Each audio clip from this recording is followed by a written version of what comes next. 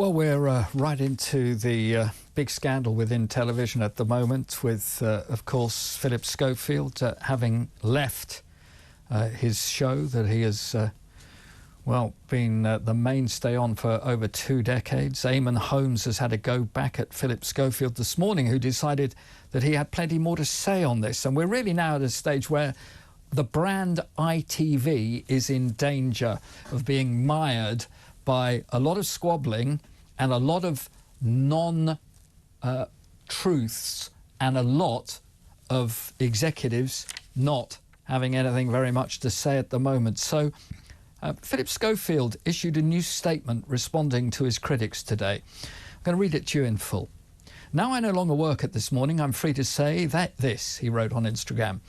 "I hope you have noticed that it's the same handful of people with a grudge against me or the show who seem to have the loudest voice. This Morning is the best show to work on, with the best people. In all the years I worked there was no toxicity. You can listen to those persistently loud voices if you like.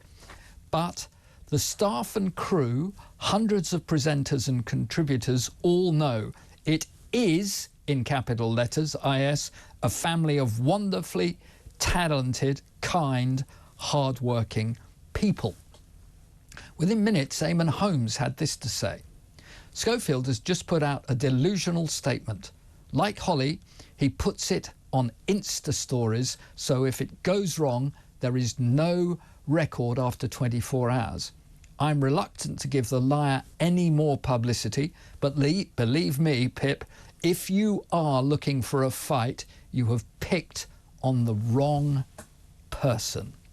Nigel Pauley is a media commentator. Nigel, a very good afternoon to you. What's all this for a bank holiday Monday? I mean, it's extraordinary. I mean, ITV in danger here of getting themselves into real and serious trouble with the people that matter, and those are advertising companies and agencies and others that ITV need to look after, the shareholders. Yes, in a word, they were in big trouble because Schofield's career was gone in 16 days from when the rumours first started to when he was forced out. But this story is going on, and it's gone beyond Schofield. It's gone beyond a spat between two presenters, which is, showbiz stuff. Yeah. This now is impacting on the very core values of ITV, the very so-called family values that they share. It's impacting on advertisers because advertisers are now looking at pulling away from a brand they don't want to be associated with their core values, and that inevitably affects the share price. Now, I find it quite incredible that Phillip Schofield apparently has got some very highly paid, crisis management people helping him. Now, if you want help, Phillip, you can have my number, because that statement today was ridiculous. Yeah. He should have kept quiet, because this is a man who had an affair with a much younger person. He tried to get lawyers and take out an IPSO, a press complaint, to stop the press revealing the truth. He, by his own admission, lied to his bosses, his lawyers, his family, his friends, and his agents. Now, he claims there is no toxicity on This Morning. I would suggest that statement possibly proves that there is. But also that, you look at Caroline McCall, the chief executive, and others, Martin Frizzell, Kevin Ligo, and the rest of them. I mean, I presume they've been told to keep quiet at the moment, haven't they? I don't know really what they do. I mean, I was staggered yesterday when Dr. Ranj came out with his, and he named names. Yeah. Now, there are newspapers have also named those names. Now, it's interesting. He's an NHS doctor. I don't think he sounded like a man with a grudge, and he claimed to have whistleblown on this. Now, he named names. Caroline McCall, who is the head of ITV, came from The Guardian. Yeah. Now, she was very quick to march out Piers Morgan after he made some, the comments about Meghan Markle and mental health and various things. He was gone within 24 hours. Interesting. They've named other people here. Now, I've got a feeling that heads are going to roll on this. It's not going to be deputy heads. No. I think once the share prices start hitting, once advertisers start getting, and they've already lost hundreds of thousands of viewers, which is weird, Mark, because normally when there's a crisis in a television show or a car crash going on, people tune in to see it. People are turning off this. I still find it hard to believe that Holly Willoughby will be staying with this show as well. I think there is a let out for her, with Phil Schofield pulling away from the TV awards, from Dancing on Ice, The Cube and other shows he was promised. There is an opportunity for her to be removed away from the non-toxic This Morning into calmer waters. What ITV do, I don't know. It's like a team. It's like Coventry City at the weekend, begging for half-time and then not penalties. You know, ITV desperately need a timeout, because every day, as your previous correspondent, there is something else. Every hour, it seems. But they need a timeout from this. They need to time, and they'll get it over the summer. They'd have a break from July through to September, and they can decide then whether to rebrand this programme, scrap the programme, which presenters to come in. The big problem they have at the moment is next week, Holly's back from her holiday. Yeah. It's all going to start up again. But you know what? I mean, I haven't watched the programme at all ever on a basis, but there was obviously a lot of in-jokes as well that were sort of some double entendres of various times and other things. But more than that, for me, where they are now, you know, you reap what you sow. There are certain people, we all know this, who've worked in broadcasting all our life, whether it's been television and radio, who seemingly get away with so much more, and the bosses are complicit in that for others.